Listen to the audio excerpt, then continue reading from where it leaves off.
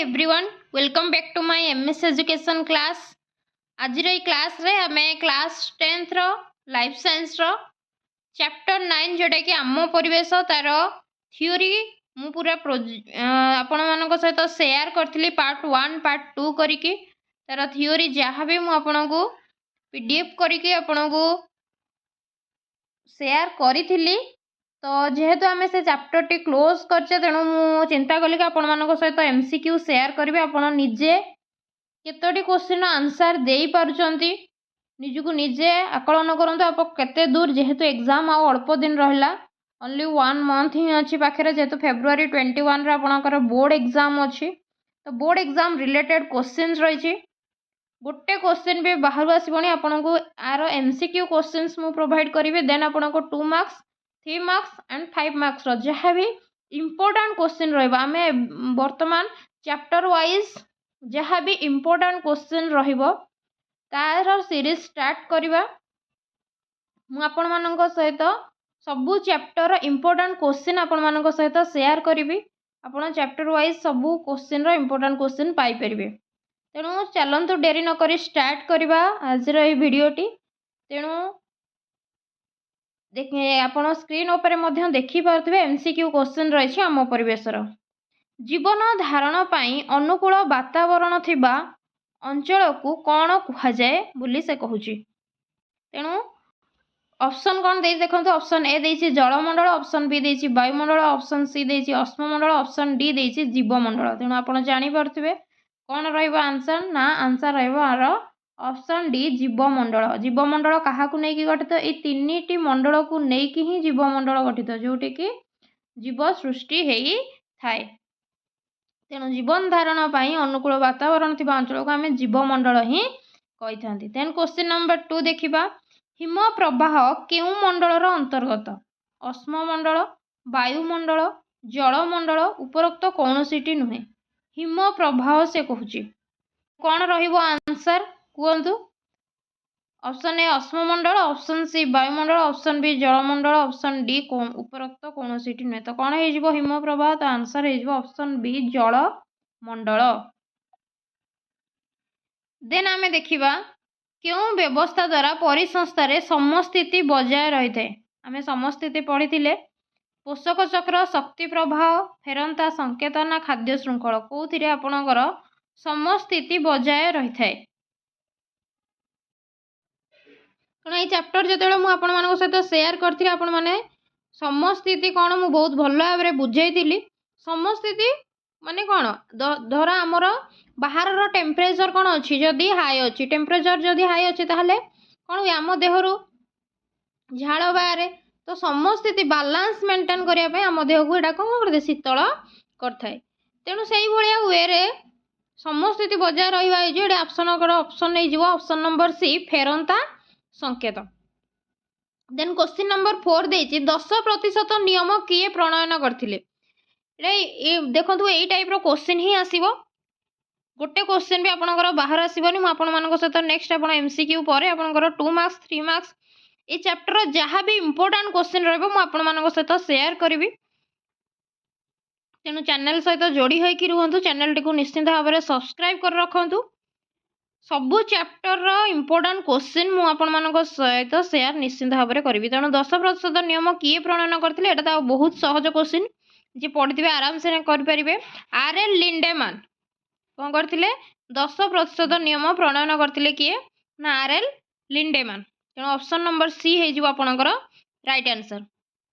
Then 5 number देखिबा केउटी उत्पादक गोष्ठी अंतर्भुक्त नुहे। केउटी उत्पादक गोष्ठी अंतर्भुक्त ने ऑप्शन ए देछि घास, ऑप्शन बी देछि प्लव उद्भिद, ऑप्शन सी देछि झिंटिका, ऑप्शन डी देछि कौनसीटी नुहे। तेणु कौन हो आंसर से देछि उत्पादक गोष्ठी अंतर्भुक्त नुहे। घास, प्लव उद्भिद एगुड़ाक कौन मुझे जो वृक्ष जातीय जो गुड़ाक से आपणकर प्रोड्यूसर हेबे कारण तांको पाखरे 100% थाए। तेणु ताकू जी खाए सी आपणकर कौन हो कंज्यूमर हो भक्षक हो। तेणु ये उत्पाद कौन से पचार उत्पादक गोष्ठी अंतर्भुक्त नुहे। तेणु कौन हो ऑप्शन नंबर सी हो आंसर आपणकर झिंटिका। तेणु जी भी झिंटिका मन भाभी निश्चिंत भाव में तांकर राइट आंसर रहिबो। सबु प्रकार प्राथमिक भक्षक डैश अटंती देखंतु प्राथमिक भक्षक प्रथम है प्रोड्यूसर माने वृक्ष जातीय जो मैंने रहिले से माने प्रोड्यूसर तांकू जी खाती सी गुड़ा कहते कौन कंज्यूमर बा भक्षक तेणु प्राथमिक भक्षक सब बेले कौन होता है ना तृणभोजी होता है। आपण से स्लाइड गुड़ाक मुझे सहित सेयार कर बहुत भल भाव नोट्स आकर आराम से आपण आग प्रथमे बुझंतु बहुत भल डिटेल्स रे बुझेइछि तेणु ये आंसर हो 6 नंबर कौन ना बी तृणभोजी जोटा कि प्राथमिक भक्षक माने सब बेले तृणभोजी होता आपणकर एटा आपणकर देन आपणकर सेकेंडरी कंज्यूमर आसो टर्शियरी कंज्यूमर मांसाशी क्रम 1 और मांसाशी क्रम 2 तृणभोजी पर आपणकर आसो मांसाशी क्रम 1 और मांसाशी क्रम 2।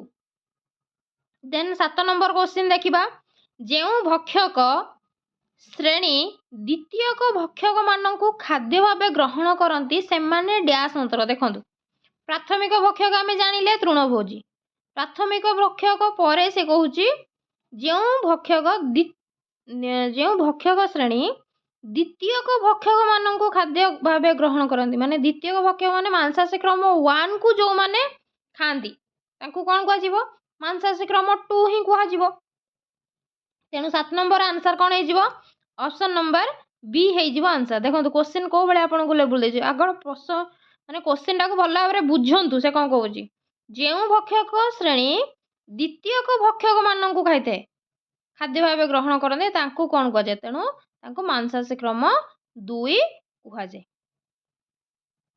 जमती कि ये धर आपणकर कौन वृक्षटा होगला प्रोड्यूसर तापर ताकू जी खाइला सी है कौन आपणकर प्राथमिक भक्षक तो धर झिंटिका खाइला झिंटिका है आपणकर कौन तृणभोजी प्राथमिक भक्षक सब तृणभोजी होता है सी हूँ प्राथमिक भक्षक तापर झिंटिका को जी खाइब धर बेंग खाइला बेंग हूँ आपणकर कौन मांसाशी क्रम 1 सेटा हूँ द्वितीयक भक्षक तापर आसब आपणकर तृतीयक भक्षक जी कि बेंग को खाइब धर बेंग को खाइला किए ना साप तेणु साप हो आपणकर मांसाशी क्रम 2।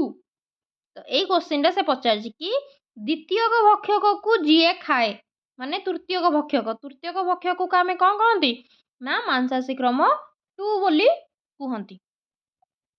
आई होप कि बुझा पड़ुथिबो। देन क्वेश्चन नंबर 8 देखिबा खाद्य श्रृंखल रे तृणभोजी माने केउ खाद्य स्तर अंतर्भुक्त देखंतु पूरा डायरेक्ट क्वेश्चन एबे जस्ट आपनको बुझेली तृणभोजी कौ स्तर रही था खाद्य स्तर 1 ना खाद्य स्तर 2 ना खाद्य स्तर 3 ना खाद्य स्तर 4 तेणु 8 नंबर रो कौन हो खाद्य स्तर 2 कारण प्रथम खाद्य स्तर आपणकर कौन हो गला प्रोड्यूसर आसीगला तापर आपणकर खाद्य स्तर 2 रे आसीगला ये कौन तृणभोजी माने आसीजिबे तेणु 8 नंबर रो बी हो आंसर। चार्ल्स एल्टन का मतरे खाद्य श्रृंखल अति बेसी केतोटी खाद्य स्तर होता है मु पूरा आपको स्लाइड देइतिली आपण देखंतु पूरा नोट्स आपण करनियंतु सबुठारु बेटर रहिबो खाद्य स्तर मैक्सिमम आपणकर 5टा होई परिबो बोली चार्ल्स एल्टन कहिथिले तेणु 9 नंबर आंसर हो ऑप्शन नंबर बी। गोटे परिसंस्थार उत्पादक स्तर रे शक्तिर परिमाण 10 कैलोरी हेले मांसाशी क्रम 1 स्तर रे शक्तिर परिमाण केते हो एटा मन रखंतु कहिथिली ना 10% लेखा आपणकर कौन होबो ना क्षय हेबो ताले 10 रो 10% बाहर कर दियंतु ताले आपणकर से कहूची मांसाशी क्रम 1 रे गोटे परिसंस्थार उत्पादक स्तर रे सॉरी उत्पादक रे 10 अछि तापरे तार 10% आसीबो आपणकर तृणभोजी रे तृणभोजी रो 10% परे आसीबो आपणकर कौन मांसाशी क्रम 1 रे तेणु से अनुसार आपण हिसाब करके कहतु तो 10 कैलोरी जदि उत्पादक स्तर रे अछि ताहले मांसाशी क्रम 1 स्तर रे शक्तिर परिमाण केते हबो केते हे जिबा आपणकर जदि प्रोड्यूसर बा उत्पादक पाखरे जदि 100% हुए जदि 100% कहा पाखरे हबो ना प्रोड्यूसर पाखरे हबो प्रोड्यूसर होची किए ना वृक्ष बा उद्भिद ताहले ताकू किए खाइबो ना तृणभोजी खाइबो कंज्यूमर ମାନେ ପ୍ରଡ୍ୟୁସର ହେଉଛି କି ଉଦ୍ଭିଦ। ତ କଞ୍ଜ୍ୟୁମର ତାପରେ ଭକ୍ଷକ ଆସିବ। ପ୍ରାଥମିକ ଭକ୍ଷକ ହେଉଛି କି ଆମର ତୃଣଭୋଜୀ। ତ 100%ର ଆପଣଙ୍କର 10% କେତେ 10% କ୍ଷୟ ହେବ। ତ କେତେ ହେବ ଆପଣଙ୍କର 10 କ୍ୟାଲୋରି ମିଳିବ କାହାକୁ? ତୃଣଭୋଜୀ କି, ଯିଏ କ'ଣ ପ୍ରାଥମିକ କଞ୍ଜ୍ୟୁମର ବା ପ୍ରାଥମିକ ଭକ୍ଷକ ହେଉଛି କିଏ? ତୃଣଭୋଜୀ। ତାକୁ ମିଳିବ 10 କ୍ୟାଲୋରି ଶକ୍ତି। ତାପରେ ତାକୁ କିଏ ଖାଇବ? ତାର 10ର 10% ବାହାର କରିଦିଅନ୍ତୁ କେତେ ନା 1%। ଆକୁ କିଏ ଖାଇବ? 1% କ୍ୟାଲୋରି ମିଳିବ କାହାକୁ ନା ମାଂସାଶୀ କ୍ରମ 1କୁ ମିଳିବ କେତେ ନା 1% କ୍ୟାଲୋରି। କିନ୍ତୁ ମାଂସାଶୀ କ୍ରମ 2କୁ କେତେ କ୍ୟାଲୋରି ମିଳିବ ନା 0.1% କ୍ୟାଲୋରି। କିନ୍ତୁ ଏଠି ଆମକୁ କ୍ୱେଶ୍ଚିନ୍ କ'ଣ ପଚାରିଛି? ମାଂସାଶୀ କ୍ରମ 1 ପଚାରିଛି ନା ମାଂସାଶୀ କ୍ରମ 2 ପଚାରିଛି ନା ମାଂସାଶୀ କ୍ରମ 1 ପଚାରିଛି। ତେଣୁ ମାଂସାଶୀ କ୍ରମ 1କୁ ଆମକୁ କେତେ ମିଳିବ ନା 1% ମିଳିବ। ତେଣୁ ଏଠି ଆନ୍ସର ହେଇଯିବ ଆପଣଙ୍କର ଅପସନ୍ ନମ୍ବର ଏ 1%। କିନ୍ତୁ ଯଦି ଆପଣଙ୍କୁ ମାଂସାଶୀ କ୍ରମ 2 ପଚାରିଥାନ୍ତା ତାହେଲେ ଅପସନ୍ ନମ୍ବର ବି ହେଇଥାନ୍ତା ଆପଣଙ୍କର 0.1%। ଆଇ ହୋପ୍ କି ଆପଣମାନେ ବୁଝିପାରୁଥିବେ। ତେଣୁ 10 ନମ୍ବର ଆନ୍ସର ହେଇଯିବ ଆପଣଙ୍କର ଅପସନ୍ ନମ୍ବର ଏ 1.0 ହେବ। 1.0 ମାନେ ଆପଣଙ୍କର 1% କ୍ୟାଲୋରି, କାରଣ ଆପଣଙ୍କର ଦଶମିକ ପରେ ସେପଟେ ରହୁଛି, ଆପଣ ଜାଣିପାରୁଥିବେ ଏଇଟା ନମ୍ବର, ଆଉ ଏପଟେ ଆପଣଙ୍କର ଦଶମିକ ସଂଖ୍ୟା ରହିବ। ତାପରେ ଆପଣ 11 ନମ୍ବର ଦେଖିବା। କେଉଁ ବ୍ୟାକ୍ଟେରିଆ ଆମୋନିଆକୁ ନାଇଟ୍ରେଟରେ ପରିଣତ କରେ? କେଉଁ ବ୍ୟାକ୍ଟେରିଆ ଆମୋନିଆକୁ ନାଇଟ୍ରେଟରେ ପରିଣତ କରେ ସେ କହୁଛି। ତେଣୁ କ'ଣ ହେଇଯିବ? ଅପସନ୍ ଏ ଦେଇଛି ଆମୋନିକରଣ ବ୍ୟାକ୍ଟେରିଆ, ଅପସନ୍ ବି ଦେଇଛି ଅପଜବକ୍ଷାର ବ୍ୟାକ୍ଟେରିଆ, ଅପସନ୍ ସି ଦେଇଛି ନାଇଟ୍ରେଟ୍ ବ୍ୟାକ୍ଟେରିଆ, ଅପସନ୍ ଡି ଦେଇଛି ଏ ମଧ୍ୟରୁ କୌଣସିଟି ନୁହେଁ। ତ ମୁଁ ବହୁତ ଭଲ ଭାବରେ ଆପଣଙ୍କୁ କହିଥିଲି ଯବକ୍ଷାର ଯାନ ବିବନ୍ଧନ କେଉଁମାନେ କରିଥାନ୍ତି, ତାର ଆନ୍ସର ହେଇଯିବ ଆପଣଙ୍କର ଅପସନ୍ ସି ନାଇଟ୍ରେଟ୍ ବ୍ୟାକ୍ଟେରିଆ ମାନେ ନାଇଟ୍ରାଇଟ୍ରେ ପରିଣତ କରନ୍ତି। ଜୀବ ଶରୀରରେ ବିଷାକ୍ତ ପଦାର୍ଥର କ୍ରମାଗତ ବୃଦ୍ଧିକୁ କ'ଣ କୁହାଯାଏ? ଏଇଟା ମୁଁ ବି କହିଥିଲି ଆପଣଙ୍କୁ। ଅପସନ୍ ଏ ହେଇଯିବ ନାଇଟ୍ରିଫିକେସନ୍, ଅପସନ୍ ବି ଜୈବ ପରିବର୍ଦ୍ଧନ, ଅପସନ୍ ସି ପ୍ରାକୃତିକ ଉଦ୍ବରଣ ନା ଉପରୋକ୍ତ କୌଣସିଟି ନୁହେଁ। ବିଷାକ୍ତ ପଦାର୍ଥର କ୍ରମାଗତ ବୃଦ୍ଧି, ତ କ'ଣ ହେଇଯିବ ଆନ୍ସର? ଜୈବ ପରିବର୍ଦ୍ଧନ। ଜୈବ ପରିବର୍ଦ୍ଧନ ହେଇଯିବ ଆପଣଙ୍କର ରାଇଟ୍ ଆନ୍ସର, ଯେଉଁଟାକି ଜୀବ ଶରୀରର ବିଷାକ୍ତ ପଦାର୍ଥର କ୍ରମାଗତ ବୃଦ୍ଧିକୁ ଆମେ କ'ଣ କହିଥାନ୍ତି? ଜୈବ ପରିବର୍ଦ୍ଧନ କହିଥାନ୍ତି। ତାପରେ 13 ନମ୍ବର ଦେଖିବା। ନିମ୍ନଲିଖିତ କେଉଁ ସଂସ୍ଥା ଗାଁ ମାନଙ୍କରେ ଧୂମହୀନ ଚୁଲାର ବ୍ୟବହାର ସମ୍ବନ୍ଧୀୟ ସଚେତନତା ସୃଷ୍ଟି ପାଇଁ କାର୍ଯ୍ୟ କରୁଛି? ଏଇଟା ବି ମୁଁ କହିଥିଲି ଧୂମହୀନ ଚୁଲାର ବ୍ୟବହାରର ସଚେତନତା ସୃଷ୍ଟି ପାଇଁ କେଉଁ ସଂସ୍ଥା କାର୍ଯ୍ୟ କରୁଛି? କଳ୍ପବୃକ୍ଷ ନା କେରଳ ଶାସ୍ତ୍ର ସାହିତ୍ୟ ପରିଷଦ ନା ଗ୍ରୀନ୍ ଫ୍ୟୁଚର ଫାଉଣ୍ଡେସନ ନା ବମ୍ବେ ନ୍ୟାଚୁରାଲ ହିଷ୍ଟ୍ରି ସୋସାଇଟି? ଏଥିରୁ ଗୋଟେ କ୍ୱେଶ୍ଚିନ୍ ଆପଣଙ୍କର ଆସେ, ସେଥିପାଇଁ ଭଲ ଭାବରେ ଆକୁ ମନେ ରଖନ୍ତୁ। ଆର ଆନ୍ସର ହେଇଯିବ ଆପଣଙ୍କର କେରଳ ଶାସ୍ତ୍ର ସାହିତ୍ୟ ପରିଷଦ, ଯିଏକି ଆପଣଙ୍କର ଧୂମହୀନ ଚୁଲାର ବ୍ୟବହାର ସମ୍ବନ୍ଧରେ କାର୍ଯ୍ୟ କରୁଛି। ତେଣୁ 13 ନମ୍ବର ଆନ୍ସର ହେଇଯିବ ଅପସନ୍ ନମ୍ବର ବି। 14 ନମ୍ବର ଦେଖିବା। ନିମ୍ନଲିଖିତ କେଉଁ ସୂକ୍ଷ୍ମ ପୋଷକ ଅନ୍ତର୍ଭୁକ୍ତ ନୁହେଁ? ଦେଖନ୍ତୁ ଅନ୍ତର୍ଗତ ନୁହେଁ, ମୁଁ ପଢ଼େଇଲା ବେଳେ ବି ମୁଁ ଆପଣଙ୍କୁ କହିଥିଲି ସୂକ୍ଷ୍ମ ପୋଷକ ଆଉ ସ୍ଥୂଳ ପୋଷକ ଯେତିକି ବୁକ୍ରେ ଦେଇଛି, ମାଇକ୍ରୋନ୍ୟୁଟ୍ରିଏଣ୍ଟସ୍ ଆଉ ମାକ୍ରୋନ୍ୟୁଟ୍ରିଏଣ୍ଟସ୍ ଯେତିକି ଅପସନ୍ ଯାକ ଦେଇଛି, ସବୁ ଯାକ ଅପସନ୍କୁ ପୁରା ପାଣି ଭଳିଆ ଘୋଷି ନିଅନ୍ତୁ। ନିଶ୍ଚିନ୍ତ ଭାବରେ ସେଥିରୁ ଗୋଟିଏ କ୍ୱେଶ୍ଚିନ୍ ଆପଣଙ୍କର ଥୁଆ ପଡ଼ିଥିବ ଏକ୍ଜାମ୍ରେ। ମୁଁ ଯାହା ବି ଆପଣଙ୍କୁ ଇମ୍ପୋର୍ଟାଣ୍ଟ କ୍ୱେଶ୍ଚିନ୍ ଦେଉଛି, ନିଶ୍ଚିନ୍ତ ଭାବରେ ସେଥିରୁ ଆପଣ କ୍ୱେଶ୍ଚିନ୍ ପାଇବେ ହିଁ ପାଇବେ। ମାଇକ୍ରୋନ୍ୟୁଟ୍ରିଏଣ୍ଟସ୍ ଆଉ ମାକ୍ରୋନ୍ୟୁଟ୍ରିଏଣ୍ଟସ୍ ବୁକ୍ରେ ଯେତିକିଟି ଅପସନ୍ ଅଛି, ଆପଣ ଖାତାରେ ଲେଖିକି ପୁରା ତାକୁ ଘୋଷି ନିଅନ୍ତୁ।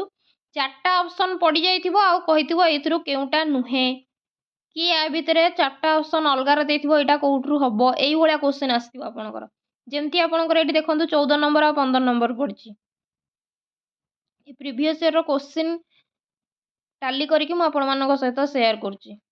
ତେଣୁ 14 ନମ୍ବର ଦେଇଛି ନିମ୍ନଲିଖିତ କେଉଁଟି ସୂକ୍ଷ୍ମ ପୋଷକର ଅନ୍ତର୍ଗତ ନୁହେଁ? କପର, ଜିଙ୍କ, କାର୍ବନ, କୋବାଲ୍ଟ। ତାର ଦେଖନ୍ତୁ ସର୍ଟ ଆପଣଙ୍କର ଏଲିମେଣ୍ଟସର ସିମ୍ବଲ ଗୁଡ଼ାକ ଦେଇଛି। ତେଣୁ କ'ଣ ହେଇଯିବ ଆନ୍ସର? ଦେଖନ୍ତୁ ସୂକ୍ଷ୍ମ ପୋଷକ କେଉଁଟା ହେଇଯିବ ଆପଣଙ୍କର 14 ନମ୍ବରର ହେଇଯିବ ଆପଣଙ୍କର ସି ଆନ୍ସର ହେଇଯିବ जोटा कि कार्बन। मुझे आपको लिखि भी दौची, तेणु जो मैंने लिखापी चाहिए भी लिखि नि बुक्रे भी अच्छी, फिर भी मुझे मान सहित सेयार करदे। माक्रोन्यूट्रिएंट्स आउ माइक्रोन्यूट्रिएंट्स, सूक्ष्म पोषक आउ स्थूल पोषक गुड़ाक कौ गुड़ाक, तेणु कार्बन, नाइट्रोजेन, अम्ल जोटा कि आपणकर ऑक्सीजन, हाइड्रोजेन, तापर potassium, calcium, magnesium, sulphur, phosphorus एगुड़ा को आपणकर स्थूल पोषक कहुए, जो गुड़ाक आपणकर माक्रोन्यूट्रिएंट्स गुड़ाक।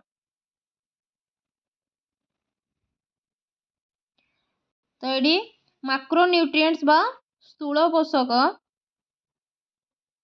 स्थूल पोषक जोड़ाक स्थूल पोषक लिखिए, जदि लिखि नि खातार स्थूल पोषक गुड़ाक आपणकर हो जाउची कौन ना कार्बन, मु भी सिंबल रे लिखि नउची, कार्बन, नाइट्रोजेन, ऑक्सीजन, आपणकर हाइड्रोजेन, देन आपणकर पोटासियम, कैल्शियम, आपणकर मैग्नीशियम, तापर आपणकर सल्फर, फॉस्फोरस, आपणकर एतिकी carbon, nitrogen, oxygen, hydrogen, potassium, calcium, magnesium, sulphur, phosphorus एगुड़ाक हो आपणकर स्थूल पोषक बाकू माक्रोन्यूट्रिएंट्स बोली कहुए, जेहेतु एगुड़ाक बड़ तेणु माक्रो बोली कहुए, माक्रो माक्रोन्यूट्रिएंट्स कहुए। मन रहा आउ थे भी कहीदे, कार्बन, नाइट्रोजेन, ऑक्सीजन, हाइड्रोजेन, आपणकर पोटासियम, कैल्शियम, मैग्नीशियम, फॉस्फोरस आउ सल्फर, तो एगुड़ाक होगा आपणकर माक्रोन्यूट्रिएंट्स बा स्थूल पोषक। देन आम देखीदबा, आई होप कि आपण मैंने लिखि नौथिबे खातार। तापर देखिबा आमे जोटा कि माइक्रोन्यूट्रिएंट्स बा सूक्ष्म पोषक क्या कह, सूक्ष्म पोषक क्या कहवा आमे, सूक्ष्म पोषक गुड़ाक कौन कौन लिखुची, आपण मैंने लिखि नियंतु, निश्चिंत ए गोटे क्वेश्चन पाइबे सियोर, आपणकर एमसीक्यू रे निश्चिंत भाव में पड़िथिबो। तो कौन जमती कि आपणकर कपर, सीयू कपर, आपणकर मैंगानीज, एमएन मैंगानीज, तापर आपणकर जिंक, जेडएन जिंक, तापर बोरन बी, तापर कोबाल्ट सीओ, तापर हूँ आपणकर कौन ना सोडियम एन ए सोडियम, तापर आपणकर हूँ लौह बा आयरन जोटा कि एफ ई, एतिक हूँ आपणकर ना सूक्ष्म पोषक copper, manganese, zinc, boron, cobalt, sodium, iron, यही सातटी आपणकर हूँ सूक्ष्म पोषक बा जहाँ माइक्रोन्यूट्रिएंट्स कहुए। तेणु आई होप कि नेक्स्ट क्वेश्चन आंसर आप आराम से भल भाव में दे पारे। स्थूल पोषक अंतर्भुक्त नुहे बोली कही, नाइट्रोजेन, ऑक्सीजन, बोरन आउ कौन देछि ना पोटासियम, तो कौन हो आपणकर आंसर एवं जस्ट कहली बोरनटा आपणकर हो सूक्ष्म पोषक, बोरनटा स्थूल पोषक नुहे, बोरनटा हूँ आपणकर सूक्ष्म पोषक, तेणु बोरन हो answer option number C. 15 number option number C हो आपणकर आंसर। 14 नंबर भी सी थिला। 16 नंबर हूँ केउटी अन्य तीनोटी ठारू भिन्न, सबुज कोठरी प्रवाह, अम्ल वृष्टि, ओजोन छिद्र, जबक्षारजान विबंधन, तेणु कौटी अन्य तीनोटी ठारू भिन्न माने तीनटा समान थिबो आ गोटे अलगा थिबो, तेणु कहतु कौटा थिबो, सबुज कोठरी प्रभाव, अम्ल वृष्टि, ओजोन छिद्र, जबक्षारजान विबंधन, तो कौन हम आंसर ऑप्शन नंबर डी हो आंसर आपणकर 16 नंबर जबक्षारजान विबंधन। 17 नंबर देखिबा केउटी जैव अवनमित क्षम वर्ज्य नुहे, तेणु ऑप्शन ए देछि पनीपरिबा, ऑप्शन बी देछि फलमूल, ऑप्शन सी देछि काठ, ऑप्शन डी देछि प्लास्टिक। केउटी जैव अवनमित क्षम वर्ज्य नुहे बोली पचारछि, कौड़ा अवनमित क्षम वर्ज्य नुहे, तेणु 70 नंबर आंसर हो ऑप्शन नंबर डी जोटा कि प्लास्टिक। प्लास्टिकटा केबे भी आपणकर जितेबाला देखूँ कौन सी प्लास्टिक जिनस आप मृत्ति माने माटी उपर पकईथे से जिते वर्ष हेले भी सेटा आपणकर माटी मिसिब नाही, किंतु पनीपरिया चोपा फलमूल कि काठ एगुड़ाक आपणकर माटी सहित मिसी जीव। तेणु प्लास्टिक जरी प्लास्टिक जिनस व्यवहार करने ब्यान करा जाइछि। Then option number then sorry आपण देन क्वेश्चन नंबर 18 देखिबा। आलोक श्लेषण रे सौर शक्ति निम्नलिखित केउ रूप को रूपांतरित होता है? एटा तो बहुत इजी क्वेश्चन। ऑप्शन नंबर दे देइछि ताप शक्ति, देन आलोक शक्ति, रासायनिक शक्ति और स्थितिज शक्ति। तेणु सौर शक्ति को कौ शक्ति रे रूपांतरित करता है आलोक श्लेषण प्रक्रिया रे ना रासायनिक शक्ति। 18 नंबर सी हे जिबा आपनकर आंसर रासायनिक शक्ति। किए प्रथमे इकोलॉजिकल पिरामिड धारण करथिले? एटा बहुत इजी क्वेश्चन, मु बहुत थर आपनको कहिछि। इकोलॉजिकल पिरामिड रो धारणा किए देथिले? सर्वप्रथमे जेतेबेले मु स्टार्टिंग करथिले आम परिवेश से चैप्टर फर्स्ट स्लाइड आपनकर इकोलॉजिकल पिरामिड विषय रे थिला। तेणु किए देथिले भल माने कहंतु। मु बारंबार कहबी कि आपण से स्लाइड रो दीटा स्लाइड पार्ट 1 पार्ट 2 करके देइछि। आपण जदि ताकू भल भाबरे देखिबे निश्चिंत भाबरे बहुत इजी वे रे मु आपण मानक सहित शेयर करछि। आपण माने चाहिले पूरा देखि परिबे। पूरा तार एनिमेशन वाइज करा हेछि। 19 रो ऑप्शन नंबर बी हे जिवो चार्ल्स एल्टन, जे कि इकोलॉजिकल पिरामिड देथिले। देन 20 नंबर देखिबा केउ पिरामिड उभय सड़क आउ उल्टा हेई पारे? केउ पिरामिड उभय सड़क आ उल्टा हेई पारे? संख्या पिरामिड, वस्तुत्व पिरामिड, उभय संख्या और वस्तुत्व पिरामिड, उभय शक्ति और संख्या पिरामिड। कोटा सड़क भी हेई पारे उल्टा भी हेई पारे। तेणु एडी ऑप्शन हे जिवो ऑप्शन नंबर सी उभय संख्या और वस्तुत्व पिरामिड। को पिरामिडटा आपणकर सड़क होइताए उल्टा होई न थाए कोटा ना आपणकर शक्ति पिरामिड। एटा मन रखिबे एक्सेप्शनल होउची शक्ति पिरामिड। क्वेश्चन नंबर 18 टा 20 टा बहुत इंपोर्टेंट।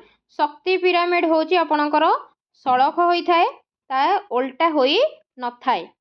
आउ जो दीटा पिरामिड आपणकर रहिला संख्या सॉरी हां संख्या पिरामिड आ वस्तुत्व पिरामिड से दीटा आपणकर सड़क बा उल्टा होई पारे, किंतु शक्ति पिरामिडटा केबे भी उल्टा हेबो नाही।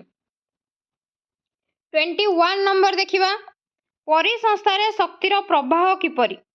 परिसंस्थारे शक्तिर प्रवाह किपरि? चक्राकार, एक तरफा, उभय चक्राकार और एक तरफा, निर्दिष्ट भावे कहि हेबो नाही। तेणु ऑप्शन कोटा हे जिवो कहंतु 21 रो ऑप्शन नंबर बी हे जिवो आंसर। शक्तिर प्रवाह सब बेले एक तरफा होइथाए। तेणु ऑप्शन नंबर बी हे जिवो आंसर। परिसंस्थारे शक्तिर प्रवाह एक तरफा होइथाए। 22 देखिबा केउ बैक्टेरिया स्वाधीन भावरे जबक्षारजान अणु को आमोनियम रे परिणत करथाए? जस्ट एबे मो कहि ना एटा कहिनी कहंतु।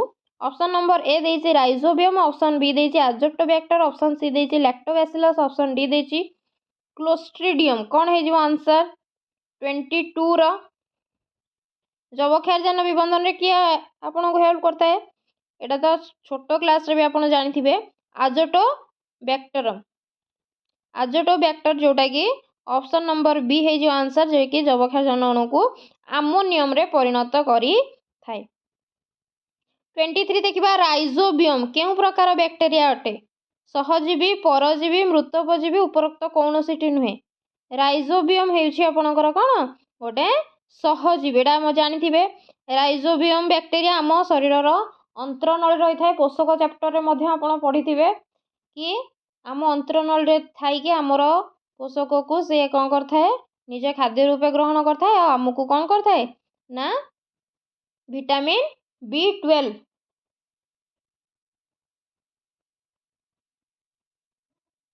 सॉरी तेणु आंसर हो गला आपनकर ऑप्शन नंबर ए सहजीवी, जोटा कि राइजोबियम एक सहजीवी प्रकार बैक्टेरिया अटे।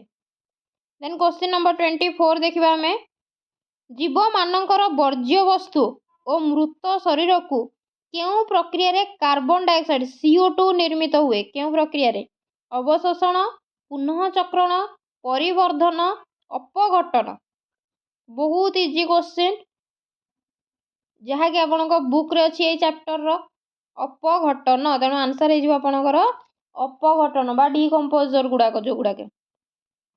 25 देखिबा निम्नलिखित केउटी परिसंस्थार जैविक और अजैविक उपादान मध्य संयोग सृष्टिकारी उपादान अटे। ऑप्शन ए पुष्टिसार, ऑप्शन बी जल, ऑप्शन सी अंगारक, ऑप्शन डी आर्द्रता। तेणु कौन हो आंसर 25 रो?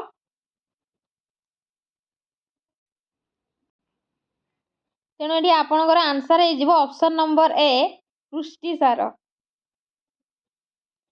तो 25 रो आंसर हो गला आपणकर पुष्टिसार, जी कि आपणकर जैविक और अजैविक उपादान मध्य संयोग सृष्टि करता है। केउटी अन्य तीनोटी ठारू भिन्न कहतु? नीलहरित शैवाल, घास, प्लव उद्भिद आउ बीजाणु। कौन हो आंसर? एटा बहुत इजी क्वेश्चन टा। 26 रो आंसर समस्ते आराम से दे पारथिबे, जोटा कि बीजाणु। तेणु बीजाणु, कबक आदि प्राणी एगुड़ाक सब हूँ आपणकर पारासाइट गुड़ाक, किंतु नीलहरित शैवाल, घास, प्लव एगुड़ाक आपणकर कौन ना तृण जाऊँची आपणकर माने उद्भिद रे जाऊँची। 27 देखिबा कौन देइछि क्वेश्चन? भूपृष्ठरु प्राय केते किलोमीटर पर्यंत व्यापी थिबा अंचल को वायुमंडल कुहा जाय? पूरा direct question आपणक book row first line रो क्वेश्चन 27, जोटा कि आपणकर कहतु 460, 604, 406, 640। तो कौन है जो answer? Option number D 640 kilometre.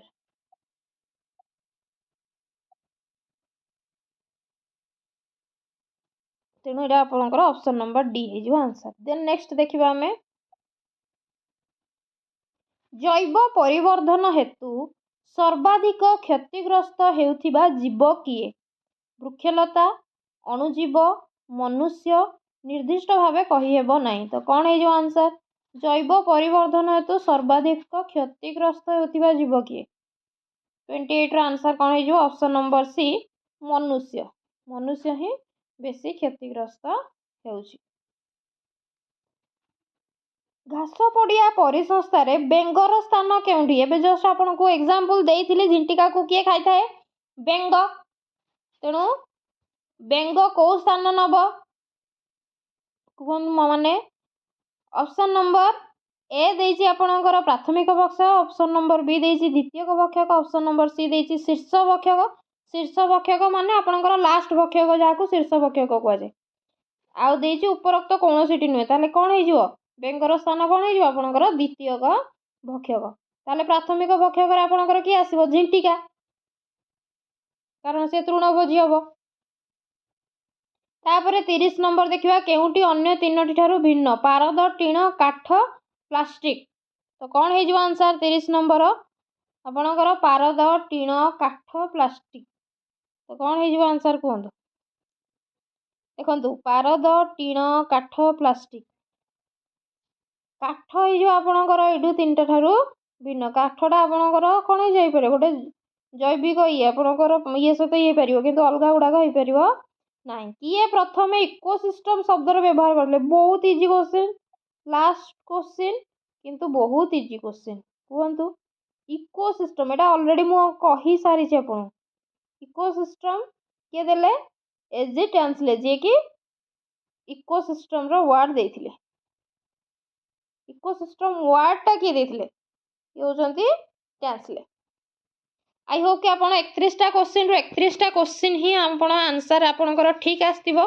निश्चित भाव में कमेंट सेक्शन रे कहबे कहार केतोटी ठीक हेछि पूरा प्रॉपर वे रे।